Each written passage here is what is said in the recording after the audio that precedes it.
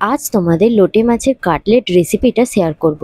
প্রথমে লোটে মাছ নিয়েছি, মাছে লবণ হলুদ ও সর্ষের তেল ভালো করে মাখিয়ে কিছুক্ষণ রেখে দেব। তারপর কড়াতে জল গরম করে মাছগুলি সেদ্ধ করে নামিয়ে ভালো করে মাছগুলি থেকে কাঁটা ছাড়িয়ে নেব। তারপর কড়াতে তেল গরম করে পেঁয়াজ কুচি, কাঁচা লঙ্কা কুচি হালকা করে ভেজে নিয়ে 1 চামচ আদা রসুন বাটা দিয়ে একটু ভেজে কাঁটা ছাড়ানো মাছটা দিয়ে দেব।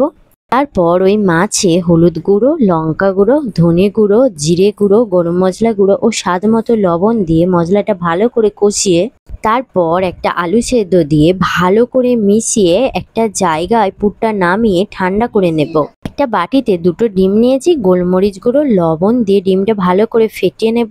তারপর পুরটা ঠান্ডা হয়ে গেলে 2 হাত দিয়ে কাটলেটের শেপ দিয়ে দেব। পুরটা ডিমে ডুবিয়ে বিস্কুট গুঁড়োতে কোট করে আবার ডিমে ডুবিয়ে বিস্কুট গুঁড়োতে ডবল কোট করে নেব। এইভাবে বাকিগুলো তৈরি করে নেব। গরম তেলে একে একে কাটলেটগুলি দিয়ে লাল করে ভেজে তুলে নিলেই তৈরি লোটে মাছের এই দারুণ টেস্টি কাটলেট।